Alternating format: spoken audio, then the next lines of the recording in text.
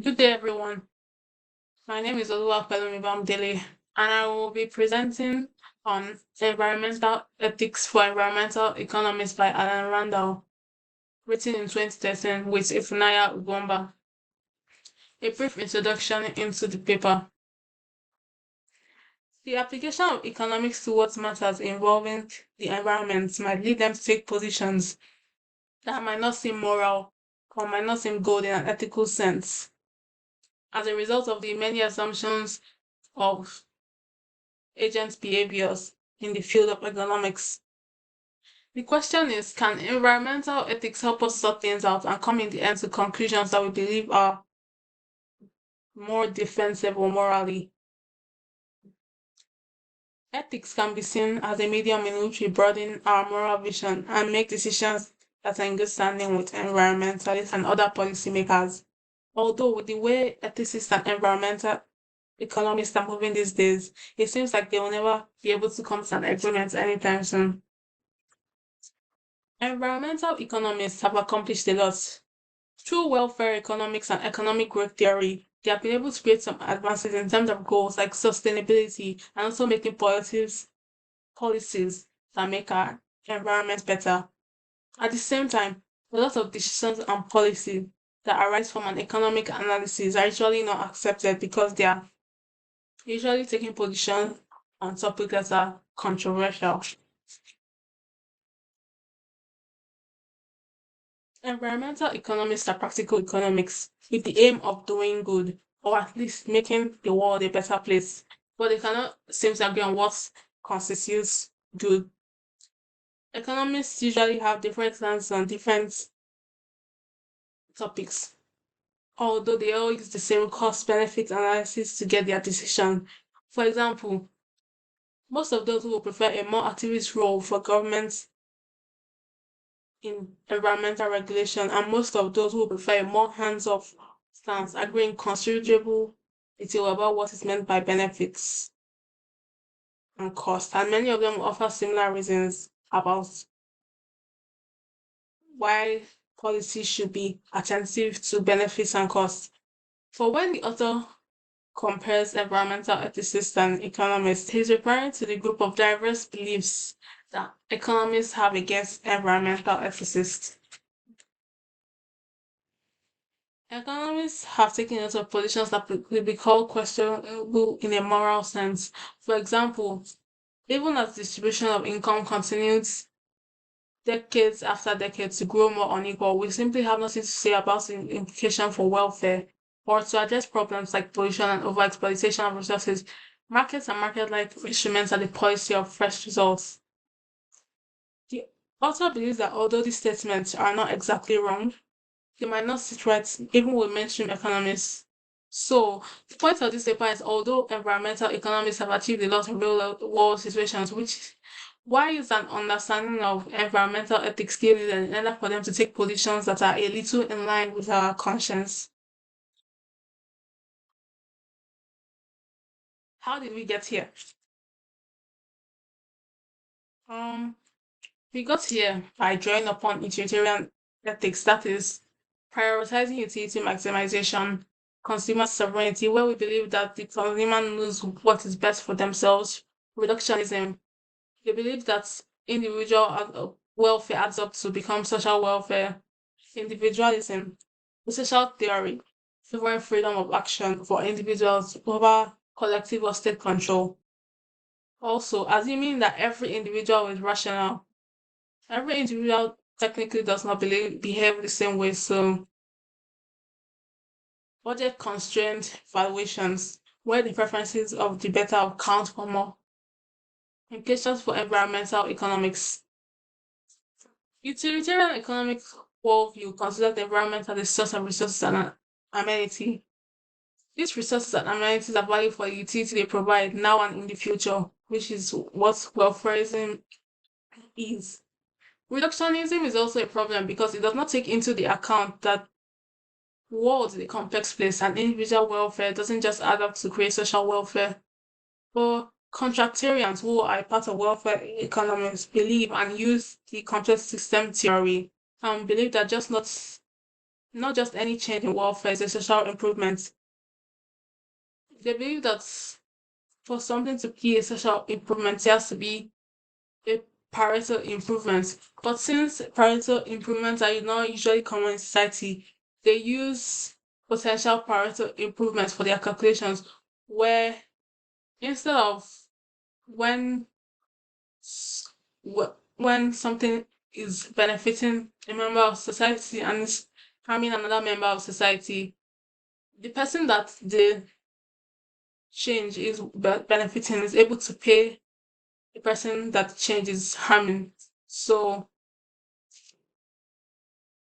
this usually causes an error in welfare calculations because it sees the person, it gives a higher weight to the person that is benefiting because like it counts as a potential parental improvement if the ability of the person that is benefiting to pay is higher than the ability of or the willingness of the person to collect like compensation for being harmed.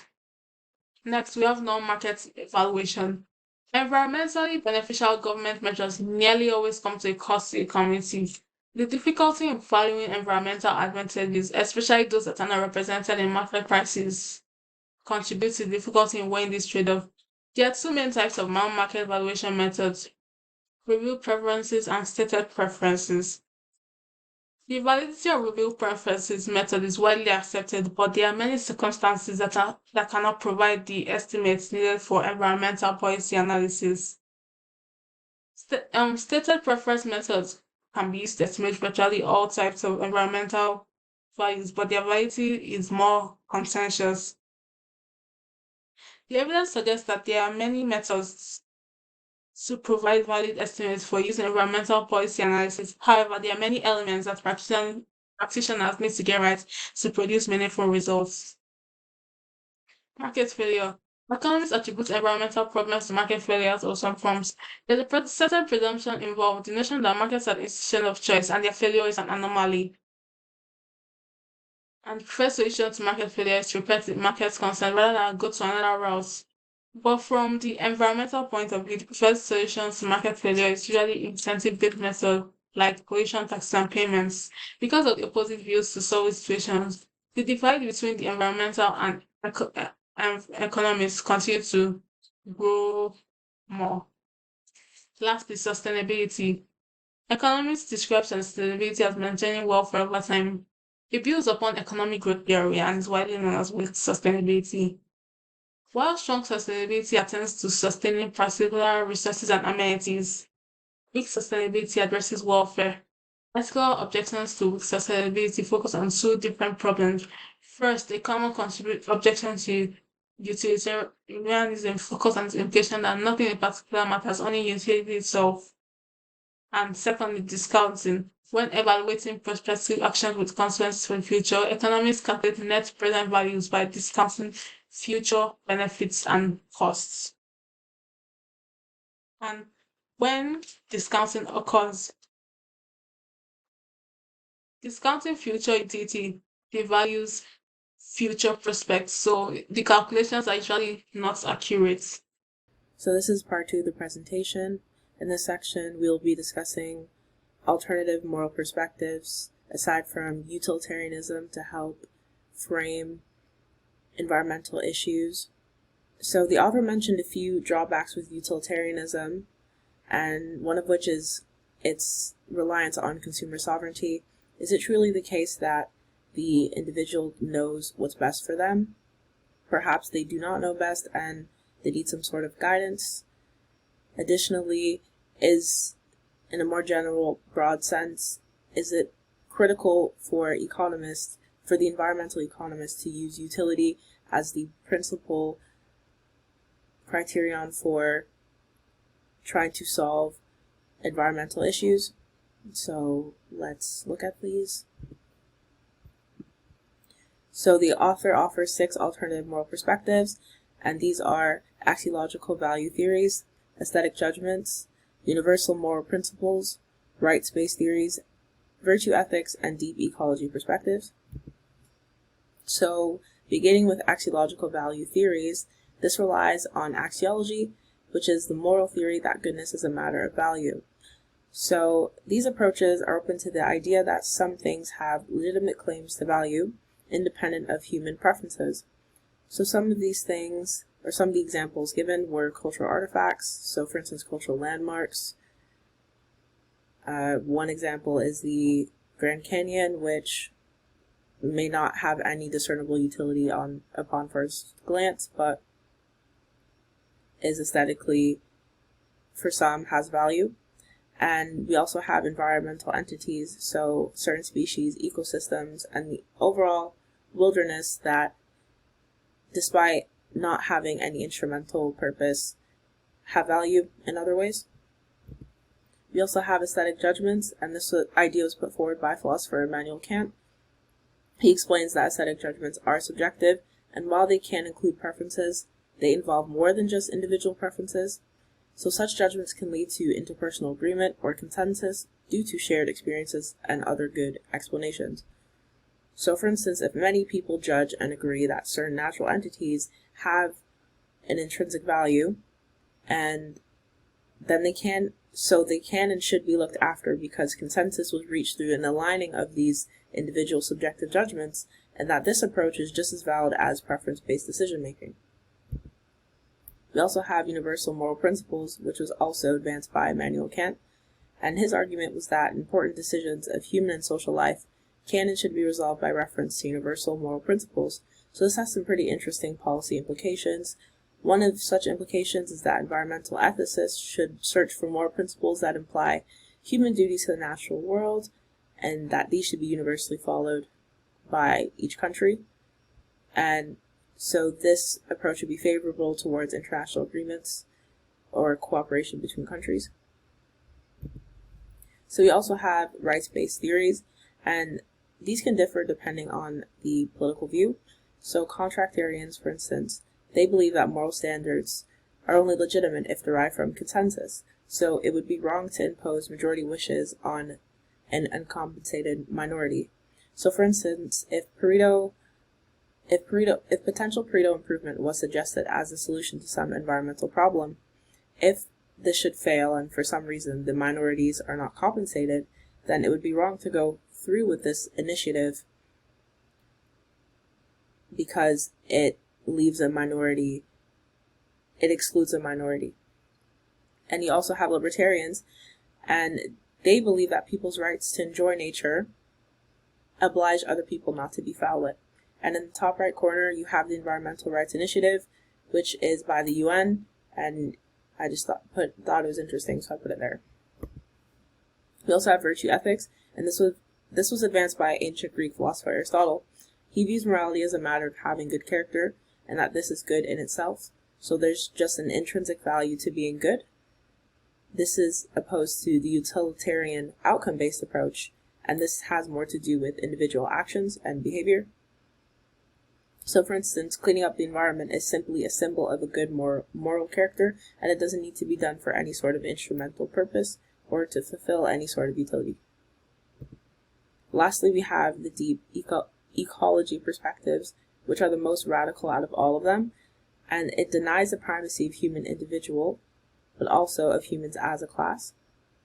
So the principle here is that the environment and its components have the same claims as humanity to live and flourish, and so whatever criteria humans are subjected to, that we should attribute these exact same criteria to the environment.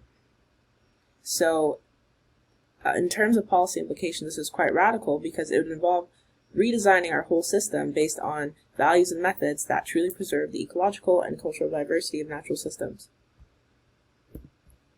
So these various theories can help address some problems with the moral vision of environmental economics.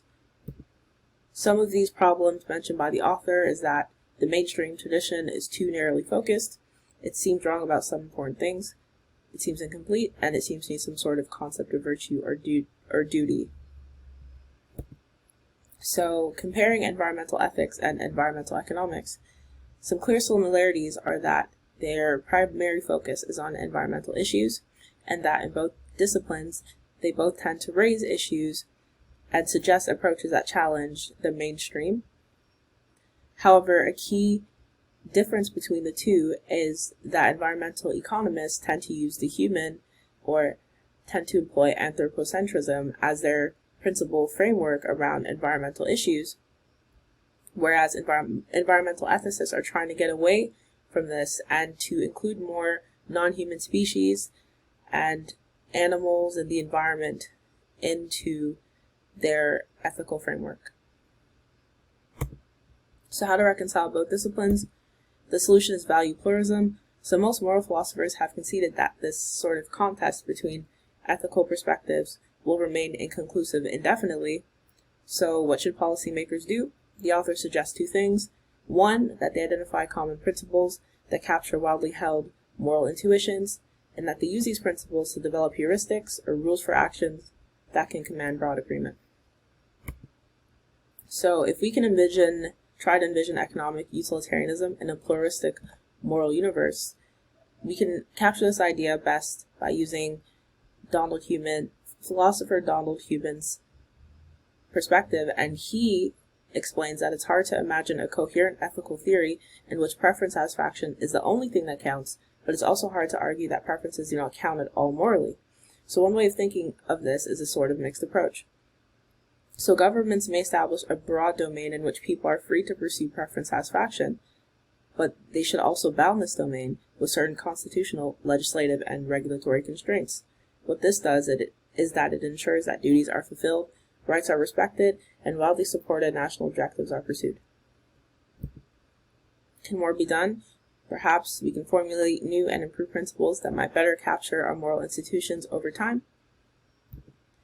So the two questions we leave you off with is one, do we still think that environmental ethics is considered fundamental to environmental sustainability in this day and age in the face of drastic global environmental changes, such as climate change, ozone layer depletion, biodiversity loss, air and water pollution? From your point of view, rate its usefulness and explain why. The second question concerns free market capitalism, the economic policy of minimizing government control to promote growth, which often results in heavy pollution. Additionally, the nature of capitalism does not allow the government to intervene in the market to ensure the environment is protected from pollution. So why is it that free market capitalism is still a predominant policy in a lot of economies when it technically gives companies and organizations a legal right to pollute? These are our references. Thank you so much. Do you guys have any questions?